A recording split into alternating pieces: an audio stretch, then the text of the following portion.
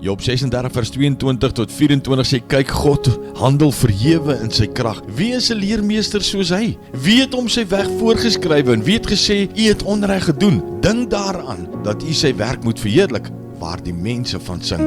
As ons nie die dinge oorweeg wat ons weet, beperk ons kundigheid ons verwagtinge. Ons versuim om rekenskap te gee van 'n soewereine God wat alle dinge kan doen en wat van alle dinge weet. Hy verstaan dinge wat ons nie eers oorweeg nie, of ooit aan dink nie. Hy weet nie net van ons huidige behoeftes, hy was bewus daarvan voordat ons eers geweet het dit sal bestaan. Wanneer ons versoek na hom te bring, weet hy reeds hoe hy dit gaan oplos. Tog argumenteer ons dikwels sy antwoord. Ons wil hom voorskryf oor iets waarvoor hy reeds 'n oplossing het. As sy reaksie nie lyk soos wat ons het verwag het, dan beskuldig ons hom daarvan dat hy verkeerd gedoen het. Sou dit nie wyser wees om op 'n God te vertrou wat baie meer kan vermag as wat ons kundigheid ons ooit sal toelaat het? As ons op ons kundigheid staat gemaak het, sou Maria nie 'n magtelike geboorte beleef het nie. Jesus sou nooit 5000 mense met 'n paar visse en 'n paar broodjies gevoed het nie. Lazarus sou nog steeds in die graf gewees het. Met ons kundige mening maak niks daarvan sin nie. Niks daarvan moes gebeur het nie, maar God spesialiseer in die onverwagte en ons kan op sy regte manier vertrou. Aba Vader, Here, dankie dat U alwetend is. Dat U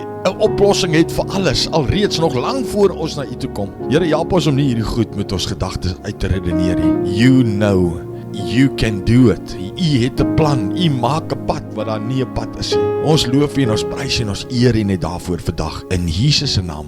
Amen.